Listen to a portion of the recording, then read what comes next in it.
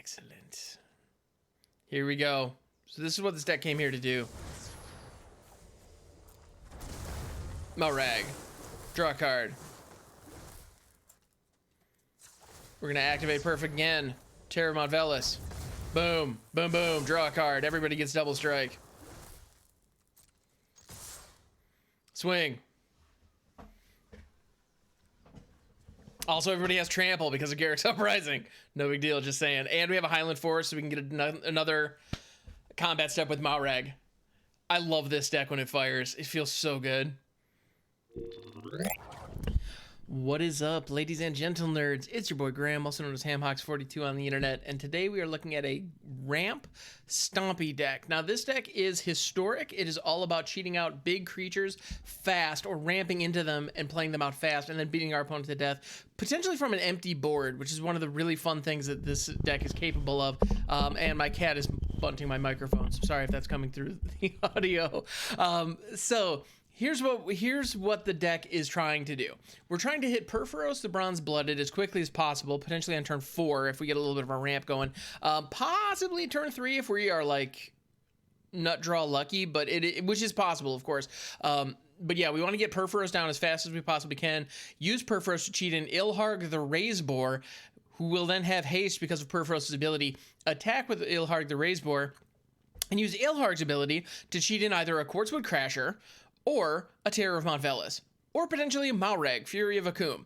Any one of these is going to produce a combo situation where we're either growing our board dramatically in the case of Quartzwood Crasher, going in for a potentially lethal strike in the case of Terror of Velus, like out of nowhere, like because that represents 22 damage once the Terror of Velus and Ilharg both have double strike. So that's pretty darn good. Terror of Velus is a heck of a card, ladies and gentlemen. You can do a lot of fun things with that. And then Moraug, Fury of Akoum, if we haven't hit our land drop, we're able to play a land and get an additional combat step, which can, in a lot of cases, close out the game right there on the spot. So this is awesome, is really what it comes down to. And if you are familiar with the channel, if you have been with me for a while, this combination might look familiar. There actually is an older variant where I ran a Rakdos and Grixis Fires of Invention deck that took advantage of these interactions. But that's not what we're doing today. No, because Fires of Invention is banned in Historic, so we can't do that. Instead, we're ramping. That's the way that we're getting to our mana. We're not cheating them out per se, with except for Purphoros' ability, of course. Purphoros says, by the way, that all creatures have haste. If your devotion to red is less than 5, Purphoros isn't a creature, and you can pay 1 in a red. You may put a red creature card or an artifact creature card from your hand onto the battlefield, sacrifice it at the beginning of the next end step. Which is what makes Ilharg so great, because Ilharg says, whenever Ilharg the Raze-Boar attacks, you may put a creature card from your hand onto the battlefield tapped and attacking. Return that creature to your hand at the beginning of the next end step.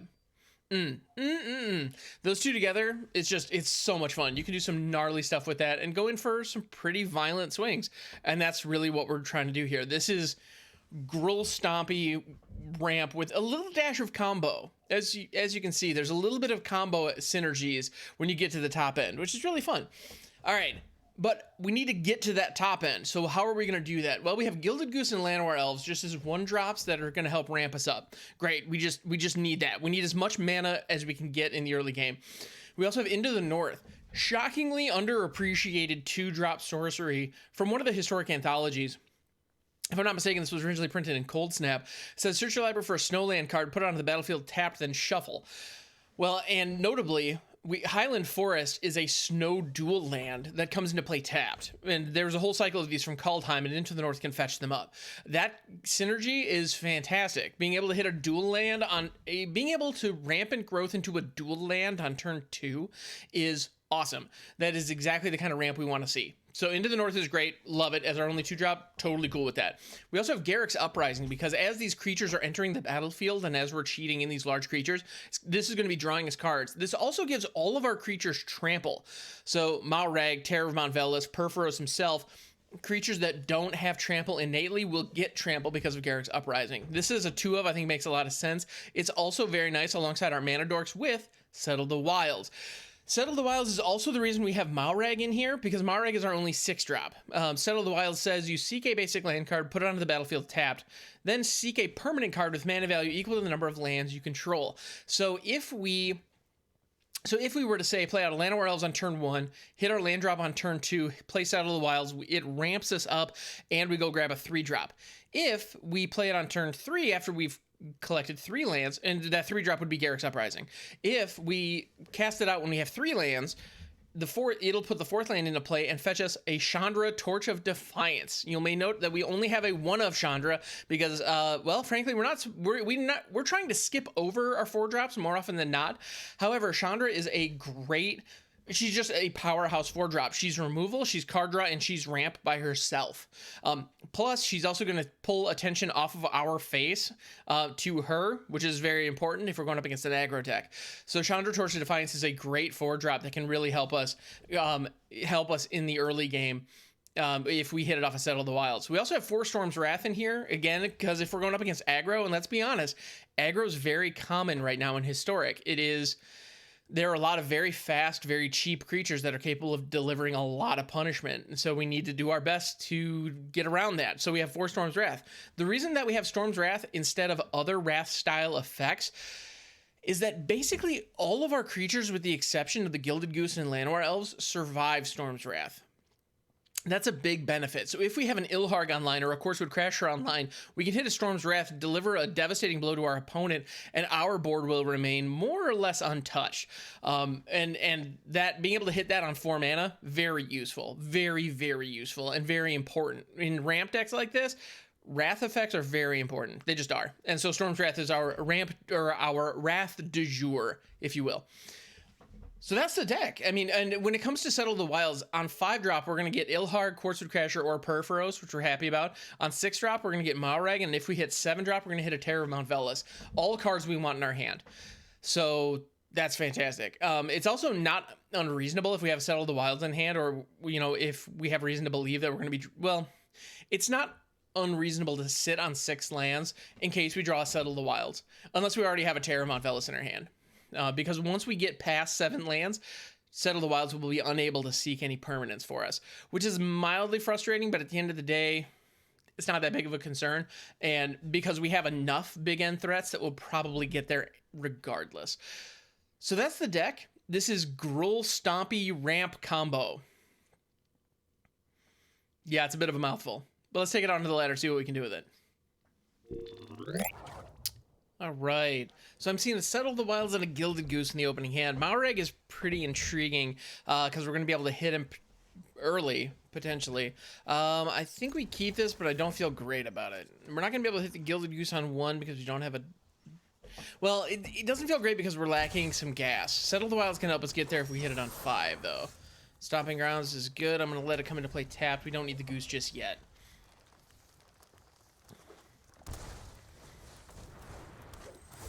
All right, we're going up against Elves. We really need a board wipe here. Highland Forest can enter the battlefield tapped. Gilded Goose comes down. Now all of our lands are going to be coming into play untapped, which is pretty decent. Feels good. What can I say? Allosaurus Shepherd, more Elves. More Elves. And more Elves. Did I mention there were Elves? Now here's the question. Do we want to Settle the Wilds on 4, grab up Chandra, so we can get to Moraug sooner? Or does it make more sense for us to wait? I think it makes more sense for us to wait. Hit Settle the Wilds next turn. And go grab a 5-drop.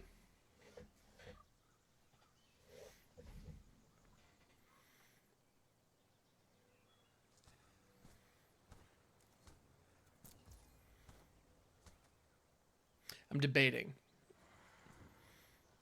How important is it to get Moraug down? We have all the lands in the world here. An opponent shocked in 2 breeding pools, so... You know what? I'm going for it. I'm going to do the thing. I'm going to get Moraug down on turn 4. That's ultimately what we want to see. So grabbing Chandra is fine, but not great. Frilled Mystic, never mind. All that debate for nothing. Feels bad, man. Feels real bad. So Frilled Mystic is a card. It's also an elf. Fun fact. When it enters the battlefield, you may counter target spell. Here, I was just looking at those breeding pools. Wonder what they could possibly be for. Well, that's a good thing for them to be for. Come on in. Welcome to my face. Ow, my face. Storm's Wrath never didn't have it. Let's go. All right, perfect.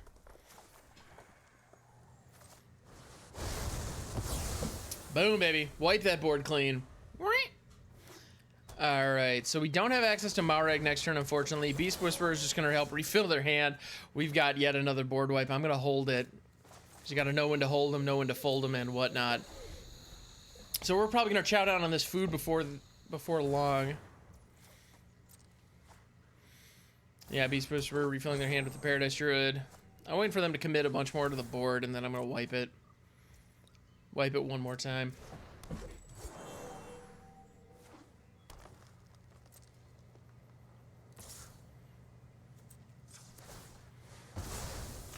Nom nom nom food. Mitigate some damage. Is it worth wiping the board here knowing they have 2 cards in hand, or would we rather get Moraug down? I think I want Mo down. And yes, I enjoy calling him Mo. He looks like a Mo, I think. Great Henge. Poop! That is a heck of a card. Good thing they tapped out for it. Perf Nasty. Happy to see you, my friend. Storm's Wrath. One more time. Let's go.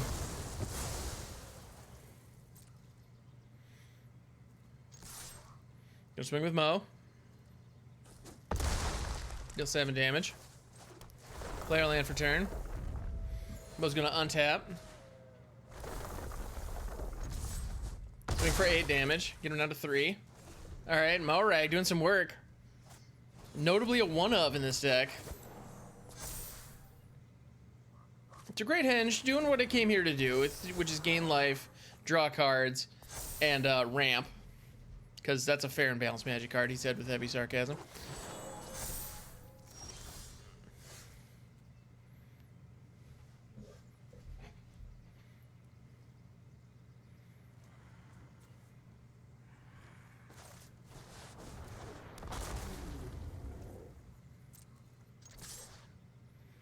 Daramo swings in.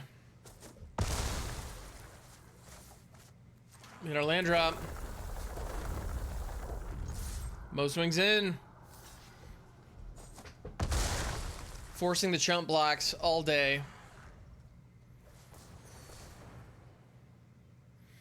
Chewing away at their Paradox Engine. This is an elf deck running Paradox Engine?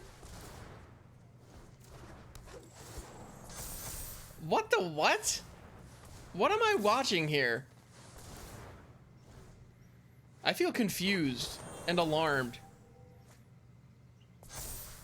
So the Paradox Engine is untapping the Great Henge, which is gaining them life and giving them additional mana. I'm not loving this. And it's drawing them additional cards, by the way. This is absurd. Like, in an End-Raze Forerunners, does that give things haste? No, but it itself has haste.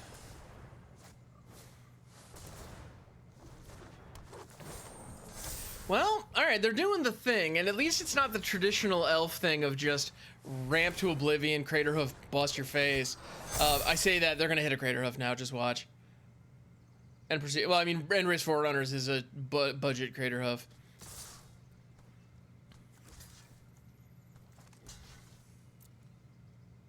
Have to block here, don't have a choice. Not happy about it.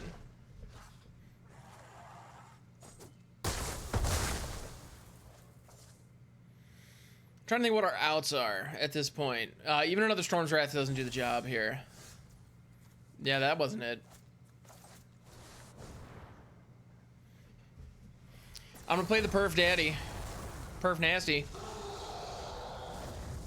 And I could just attack, but they can just trade it with Llanowar Visionary. That's not good. Yeah, we're dead here. We're dead here because they did the thing. I'll swing into it. I'll swing into it. Because why not? They could even just choose to take this at this point. Yeah. Yeah, there's no way we're coming back from that. That was insane. I'll just play out the land. I'll just show them that I have nothing. Yeah, so I have not seen a Great Henge Paradox Engine elf deck before. That was a new one for me.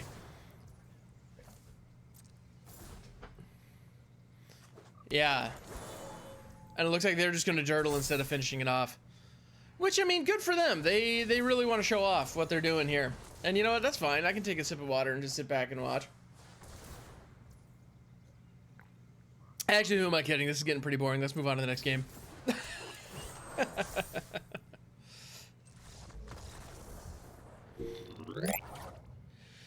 Alright, I see, this is a terrible hand. I see double Ilhargs, double Garruk's Uprisings. These are not what we want to see.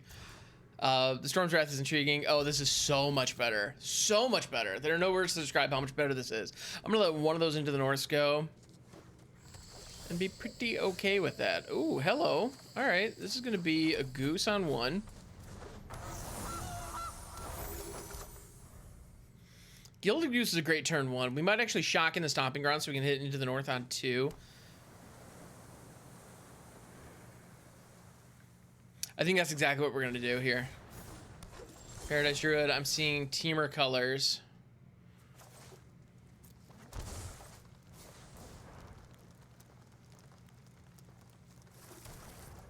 Highland Forest. And we could play out the Llanowar Elves. But we'd have to use the Goose to do it, so I'm kind of hesitant. I think I'd rather hold back. Because we have to take the Goose offline in order to turn the Elves on. That's kind of silly, in my opinion. So I'm hoping for an untapped land that would allow us to get Purphoros down on turn 3, which would feel really good. The Highland Forest, unfortunately, coming into play tapped is a big downside for us. Mindstone, this is more Rockfall Vale. That's an untapped land. Booyah, perf nasty. Let's go.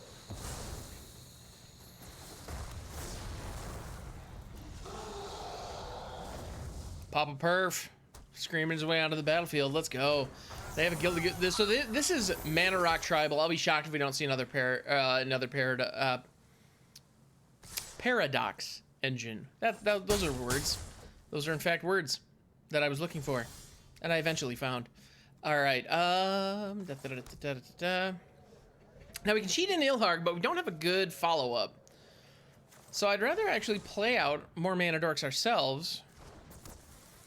If we had a Terramont Velus in hand, I would absolutely go for the shot there, but since we don't, I won't.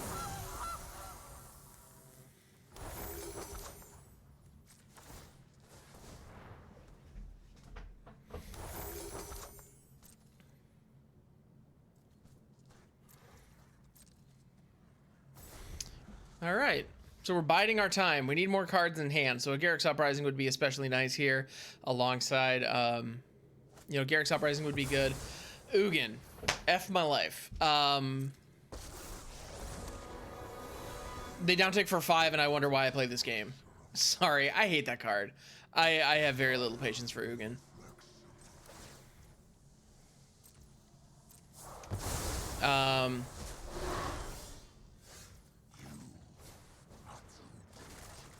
We're not out of this thing yet.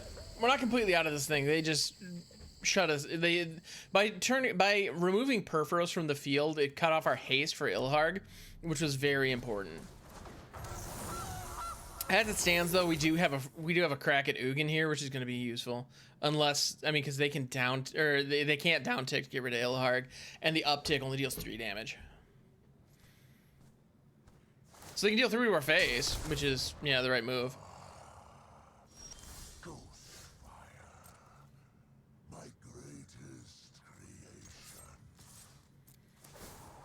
All right, so Ilharg's going at Ugin. We do not have a critter in hand, unfortunately. They might have some. They only have one. They have a card in hand, so they might have something that can protect Ugin. But because Ilharg has trample, the Gilded Goose is only going to mitigate 2 damage. It's not going to be enough unless they have something else. So there's no point in putting the Goose in front of it unless they have some way to pump the Goose or down tick Ilharg. Okay. I'm going to hold the land, make it look like we've got something. And at this point, we've got the advantage on board. You know, we're on the beatdown plan, so that's good. Platinum Angel, get out of here with that. Well, all right. Sorry, I'm finding these cards frustrating. So Platinum Angel, we do have Storm's Wrath, which deals with the Platinum Angel. We don't have a Braid or anything like that, which would just ping it down. But because the Platinum Angel is there, our opponent is less likely to block, which just means we get free shots. And hey, I'm cool with free shots. Because if it just means that they're just going to sit there until we draw Storm's Wrath and then we win the game, that'll be okay. There's a good chance that that's what we're going to have to do. Unless they hit another Ugin, which they probably will, let's be honest.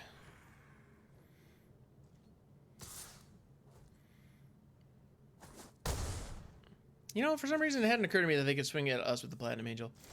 This is actually one of those cards that I genuinely forget is in Arena. And we're getting mana flooded. We are getting violently mana flooded, which is a huge, huge, huge problem.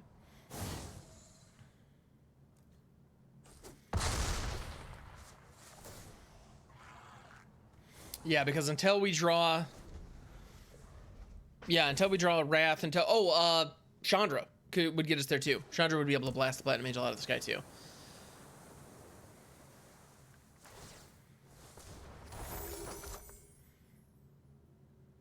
Probably shouldn't have played that land down. That way, because now if we draw into a Settle of the Wilds, we aren't going to be able to grab Terramount Velus. Whereas had I left that land up, had I left that land in hand to Settle the Wilds, would give us a Terror. But we're only going to draw lands anyway, so it doesn't matter. And Platinum Angel, by the way, if you're not familiar, it specifically says you cannot lose the game and your opponent can't win the game. It's a 4/4 for 7. It's a very powerful card that was originally printed in Mirrodin, the original Mirrodin block. Yeah, so this is we're in a top deck war here, and it's one that doesn't bode well for us.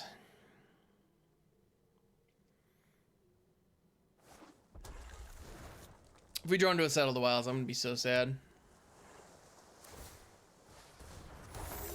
But a Chandra Torch of Defiance or Storm's Wrath get us where we need to be. Both of those will get rid of that Platinum Angel, which is what's necessary at this point in the game. Because right now, the Platinum Angel is kind of on the beatdown, and I'm not loving it. But we hit a land pocket. Our last 4 draws, actually our last 5 draws have been land. So there's a good chance we're just going to draw it to flood. Which, for the record, I am not a shuffler truther. Land floods happen in paper games. So I'm not saying that that's like, oh, thanks, Arena. I'm not saying that. It's just...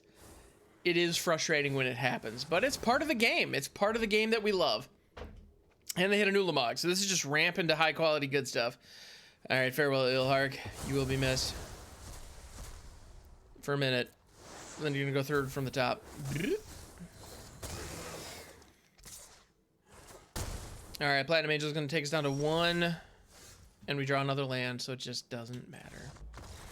That was an upsetting game. I'm not gonna lie, I am genuinely frustrated because of that game. But what you gonna do? Well, we're gonna strap in, we're gonna shuffle up, and we're gonna go on to the next one. All right, shaky hands, McGee. Let's do this thing. So I see, and that's our opponent's name, by the way. I'm not just making up random sounds. All right.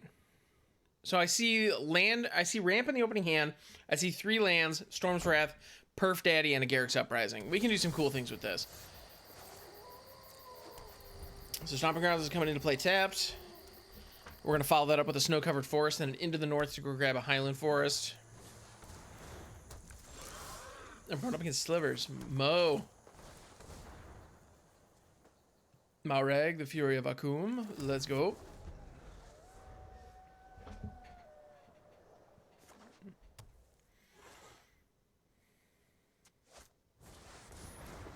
Faceless Agent is going to be able to grab up a fresh sliver.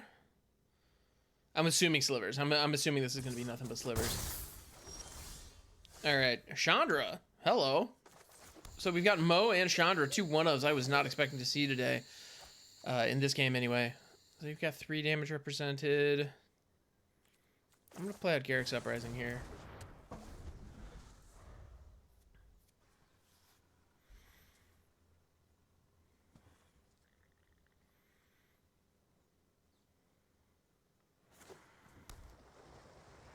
So by having Garruk's Uprising online, now when we play out Moraug, or when the time comes for us to play out Moraug, we're going to be in good shape. We also have Purphoros available next turn. All right, slivers, slivers, slivers with a side of slivers, and a couple more slivers. More slivers. Show me more slivers. All right, so has the time come for us to wrath the board? They have 3 cards left in hand. I kind of want to get greedy and see what they've got, but to be honest, I think it's probably better for us to just throw down the world tree here and wipe it. Because those bodies, because slivers buff each other, and so those bodies could become lethal if they have the right combination of slivers in their hand. So I want to get as many slivers off the board as possible. That way, they're going to be struggling to make decent value out of the slivers that they have in their hand. Is my thought. Manawef Sliver, that's a phenomenal card. Terror, what up, dog? Happy to see you. Perf Nasty, get out there. And now we're in a position where if we draw a land, Mo is going to trigger, so that's going to be pretty nice. But to be honest, even if we don't, I think we're going to be fine. All right, Lava Belly Sliver. Cleaving Sliver is actually quite good, too. Excellent. Here we go. So this is what this deck came here to do. Moraug. Draw a card. We're going to activate Perfect again. Terramont Velus. Boom. Boom, boom. Draw a card. Everybody gets double strike. Swing. Also, everybody has trample because of Garruk's Uprising. No big deal, just saying. And we have a Highland Forest, so we can get another combat step with Moraug. I love this deck when it fires. It feels so good. They're in quite the conundrum. Right now, we have 15, 21. We have 41 rep. No, that's not right. We have 15. We have 21 damage represented before double strike.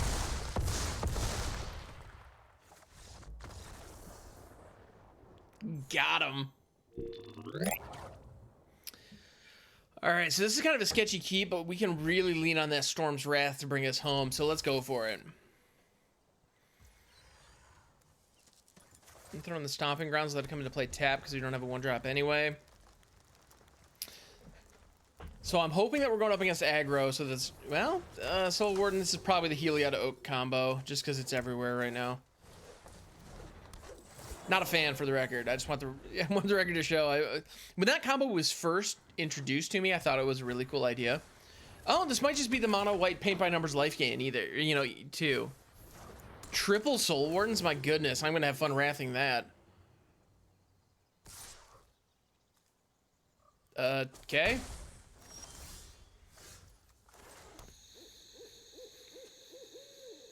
I mean, I think we have to Wrath here because if they throw a Righteous Valkyrie next turn, although... Yeah, Righteous Valkyrie actually would get the buff. So this is kind of frustrating, but I gotta do it. Alright. I'm not happy about our Llanowar Elves going because we were really depending on that mana. Well, here's some more mana that we can go fetch up. Not amazing, but could be a lot worse. Now, if we can get into some more land, we can get Purphoros online, and if we can double terrors, that'll be just vicious. Ilharg, happy to see you. I am happy to see you. I am. Love you, buddy. You're not what I was looking for in that draw. I do love me some Ilharg. I mean, with branding like HamHocks, how can I not love a big boar god? Into the north, well, that's slower than I wanted, but I'll take what I can get.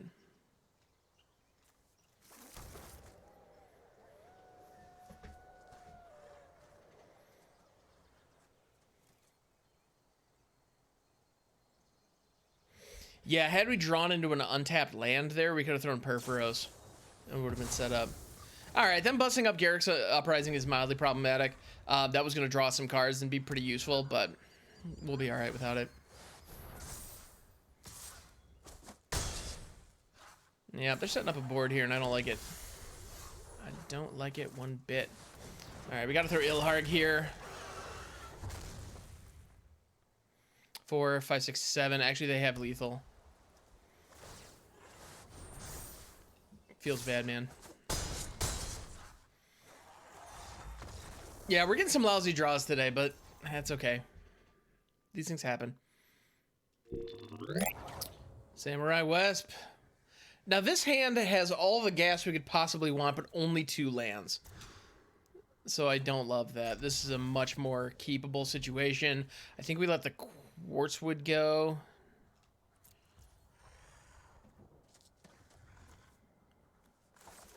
Yeah.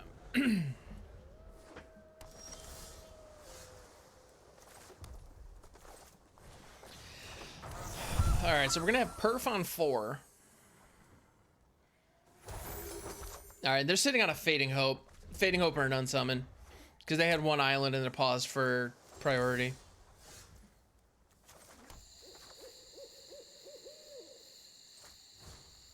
You know what? I'm not going to wait for a Perf on 4. I'm going to cast Chandra on 3.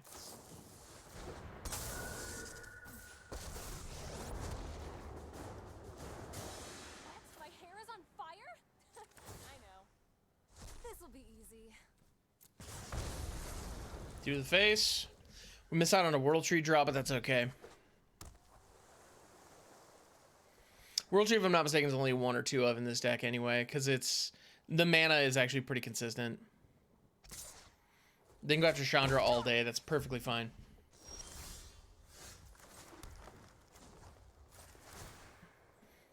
Gonna add the Manyas. Gotta add that Manyas. Perf nasty. Do you have the counterspell, opponent? Now would be a fine time to use it if you do. And they... Well, they either they don't have the counterspell or they disagree with my assessment that now would be a good time to use it. Rattle Chains. They are really going all in on getting rid of Chandra, it would seem. Rattle Chains is interesting. When it enters the battlefield, target spirit gains hexproof until end of turn. And you may cast spirits as though they had flash. They bounced that during my combat step. So I'm able to replay it and get some value. That was an interesting choice to hit the Goose with Fading Hope at that time. If I were them, I would have waited till the end of turn. I guess Herald's battlefield, tap target creature and opponent controls. Alright, sure.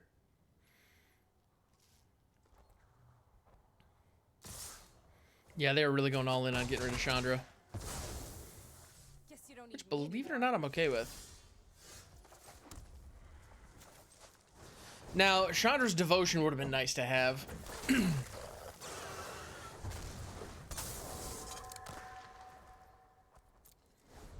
That was it. Okay. Nebelgast Herald. Whenever Nebelgast Herald or another spirit enters the battlefield, tap target creature and opponent controls. Interesting. Curiosity on the Special Sailor. Alright, so we're getting tempoed here. We're getting tempoed quite well, actually, if I do say so. Alright, gotta respect our opponent for what they're doing so far.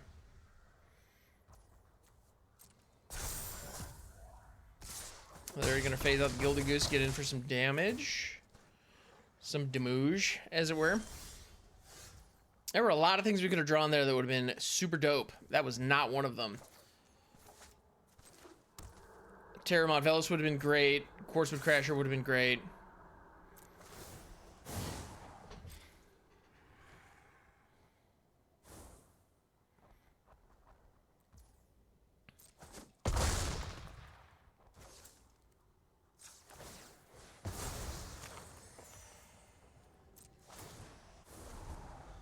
Yeah, we need another threat.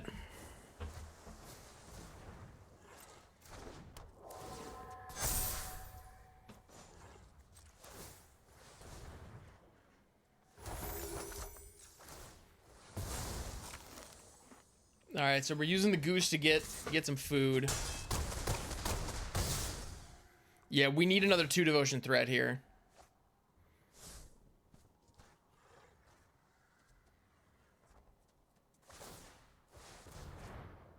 They're gonna tap out, let us know they have nothing. Alright, I'm starting to wonder if the land distribution in this deck is wrong. I'm wondering if we have too many lands because we are getting flooded violently almost every game right now. Alright, and this is the point in the story when our hero has some kind of catharsis. But no, this is really...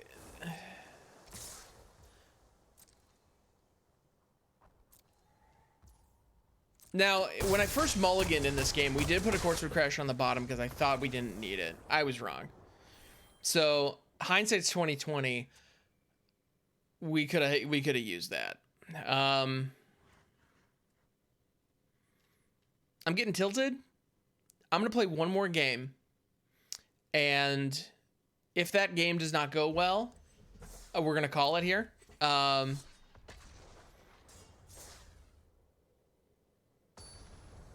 Yeah, we're gonna play one more game.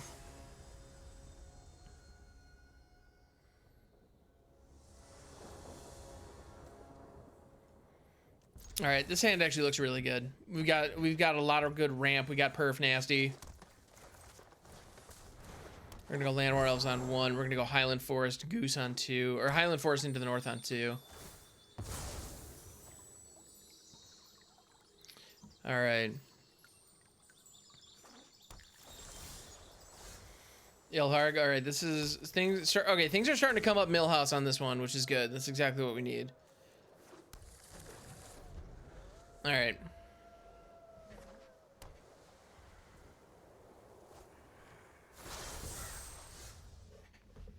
Terror. Excellent. Excellent, excellent. All right. So the goose is loose. We're going to settle the wilds. It's going to get us a Montanya and Chandra. Excellent. Excellent, excellent, excellent.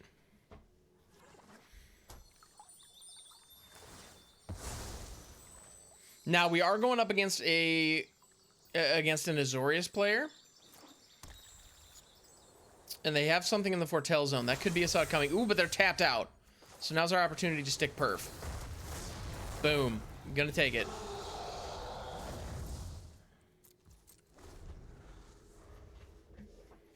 All right, cool.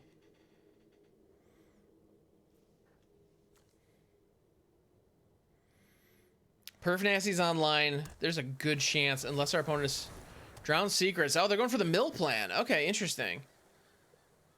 So Drowned Secrets says whenever you cast a blue spell, target player mills 2 cards. They're going to double Drowned Secrets here. Okay, cool. I believe we have lethal next turn. All right, so it goes a little something like this. We're going to activate Perf Nasty's ability. We're going to cheat in Ilharg, Senior Raze-Boar. Then we're going to activate Perf Nasty's ability one more time. Cheat in the Terror Mount Velus. Ba-boom. Ba-boom. And everybody goes ba-ba-boom. And yeah, I'll cheat into Llanowar Elves to tap and attack him. Why not?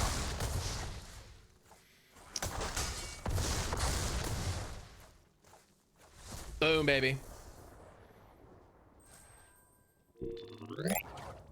All right. So the moral of the story from that last game is keep 2 land hands. So I'm going to go ahead and do that from here on out. And that's exactly what we're going to do here. So we're going to keep this 2-lander. I know I said I was going to play one more, but that last game felt really, really good. So we're doing it again. All right. So Llanowar Elves is live and online now. For the moment. Unless they bolt the bird, which would make me sad.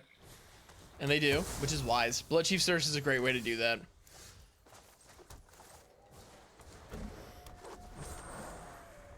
Llanowar Elves are back on the table. Guess who's back? Back again. Tell a friend. Looks like we're going up against Dimir Control here. Which, to be honest, I don't mind going up against Control with this deck. The Storm's Wrath are definitely geared towards aggro. You know, it's definitely meant to deal with aggro. Crap. I got greedy with that attack. All right, it's rogues. It's Dimir rogues. Boo hiss. It is what it is. I say boo hiss because I remember when they were in Standard. Although I don't see Lurrus in the Companion Zone, which is very meaningful. Which means they might be running Zareth San. Which would be a little interesting. By a little interesting, I mean a lot problematic. Storm's Wrath and Ilharg, but those weren't lands, which is what we actually need to draw here, so I'm okay with those mills. He's Guild Enforcer. Gonna mill some more. There's a land we could have used, but c'est la vie. We're milling away more on lands of one mind. Well, I'm glad that they're committing to the board on their turn. If we draw into an untapped land, we can Storm's Wrath here. Rockfall Vale, that'll do. That will do. They can sacrifice the Merfolk Wind Robber to draw a card and get a little bit of value, but we are going to wipe their team, which feels good. Feels real good. Boom, baby.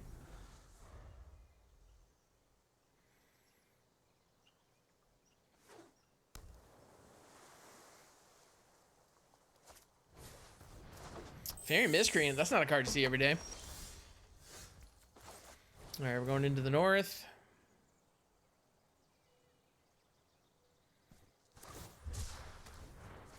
There's Cycle Scarab Feast. Oh, okay. That's cool. So since they're planning on milling us out, if they go up against a mill strat, or if they go up against a reanimator strategy, being able to like pinpoint and get rid of threats that are in the graveyard, that makes sense. I can understand that. There was actually a version of this deck that I'm running now that that had Ox of Agonis in it, which is a great escape target, which would actually be really good in this matchup. So actually, that should probably be like a sideboard card for this kind of deck. That would make a lot of sense, actually. That said, I usually play best of one. Zerasan, I hate it when I'm right. There he is. The myth, the merfolk, the legend. They're going to grab probably Ilharg. And make me sad. Pit my big pig against my big pig.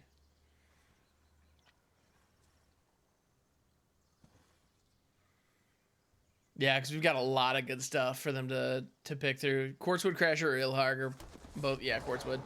All right. You know, that makes sense. I can't be mad. That's just the right call.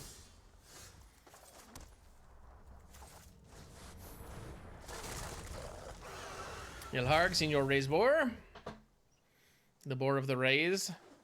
Doesn't really make sense, but so be it. So be it.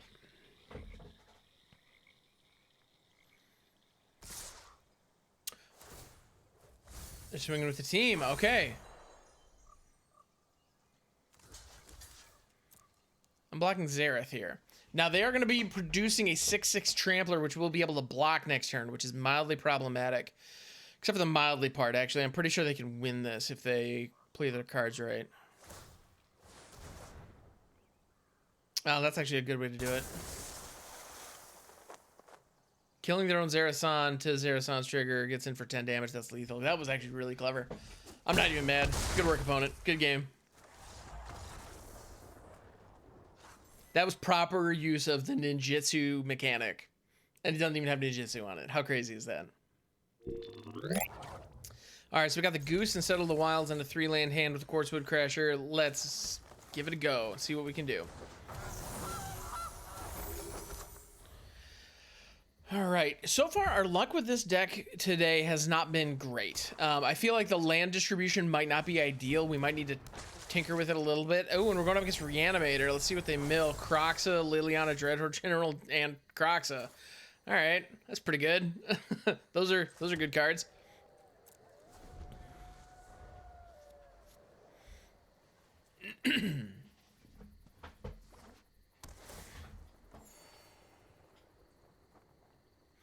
All right, so we're going to settle the wilds on 3 and I think again on 4. Claim Croxa, that hurts. Yeah,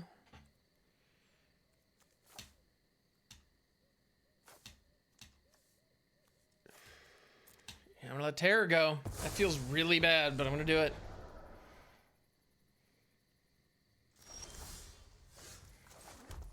Yeah, claiming Crocs is pretty savage. There's Chandra, Torture Defiance. You'll love to see her. You know what? I'm actually gonna go ahead and just use my food to play on my Llanowar Elves. I'm not mad at that. I'm not mad at that one bit.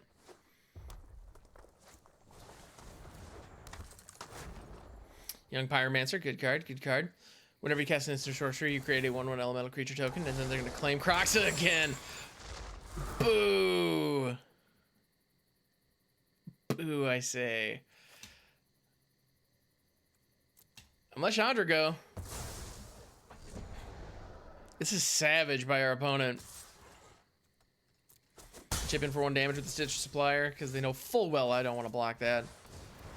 Alright, Ilharg, Senior Raze-Boar is live and online. Let's go. They have the Infernal Grasp, yep.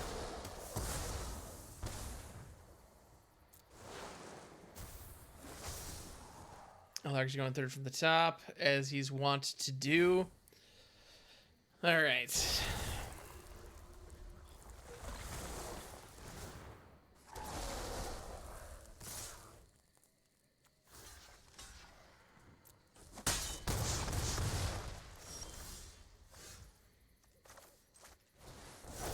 Go seek up a 5-drop. Perf daddy. Perf nasty.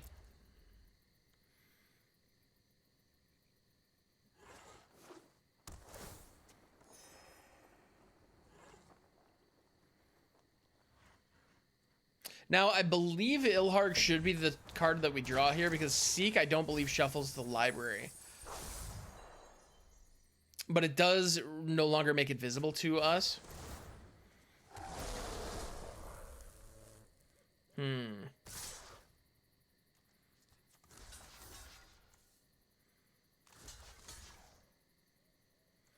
There's more aggro here than is making me comfortable.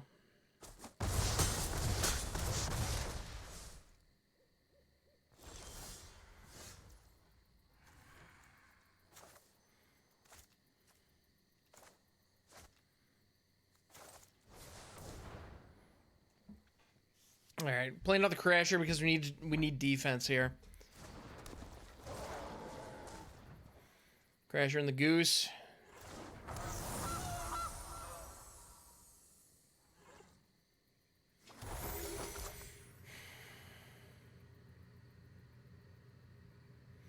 Now at this point, they can continue to attack with all, and we are not in a great position.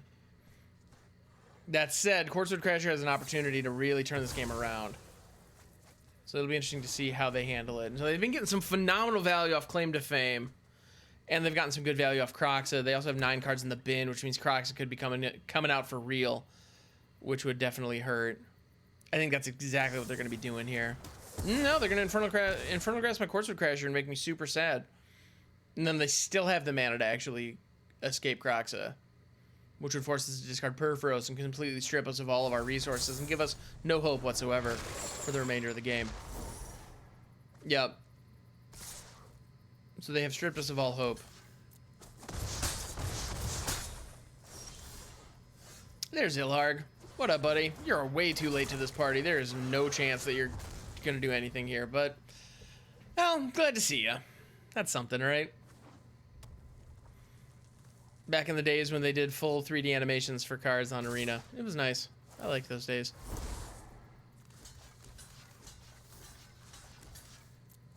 Yep, and we're still dead.